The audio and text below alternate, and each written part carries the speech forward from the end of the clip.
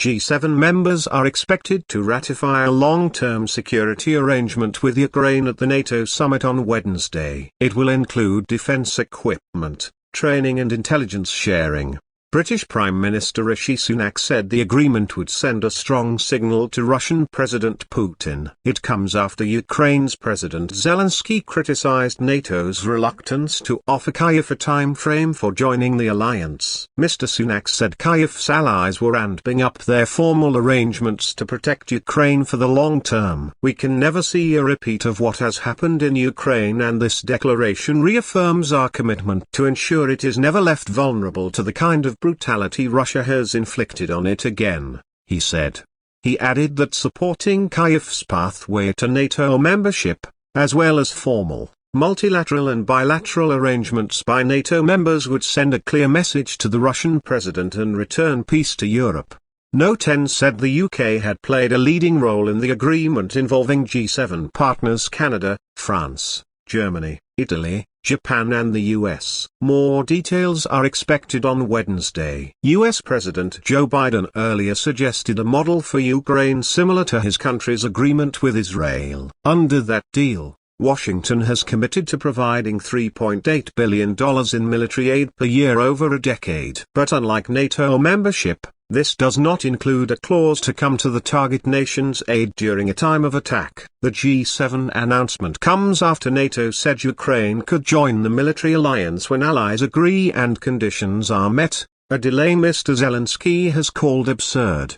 Kyiv accepts it cannot join NATO while it is at war with Russia, but wants to join as soon as possible after fighting ends. Addressing crowds in the Lithuanian capital on Tuesday, Mr. Zelensky said, "NATO will give Ukraine security, Ukraine will make the alliance stronger."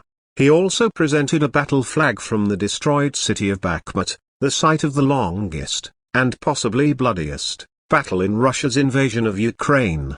Mr. Zelensky had earlier tweeted that uncertainty is weakness, and said the lack of an agreed time frame meant his country's eventual membership could become a bargaining chip. NATO might not have said when and how Ukraine might join the alliance, but diplomats emphasized that they had set out a clear path to membership, with the onerous application process shortened significantly. They said they had recognized that Ukraine's army was increasingly interoperable and more politically integrated with NATO forces, and promised continue supporting reforms to Ukraine's democracy and security sector. Diplomats also highlighted the creation of a new NATO-Ukraine Council, meeting on Wednesday for the first time, which will give Kyiv the right to summon meetings of the whole alliance.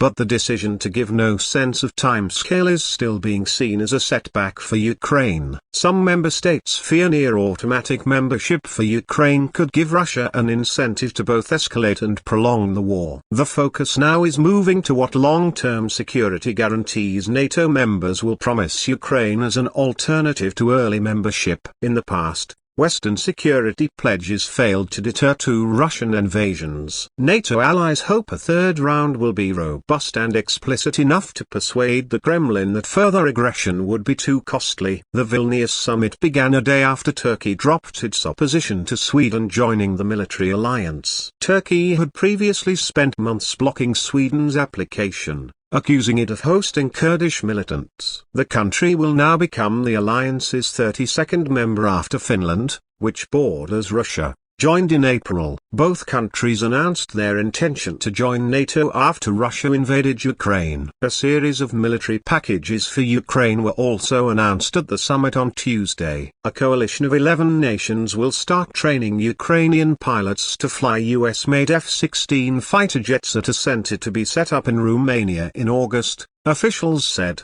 In May, the US gave the go-ahead for its Western allies to supply Ukraine with advanced jets, including the long-sought F-16S, a significant upgrade on the Soviet-era planes it is currently using.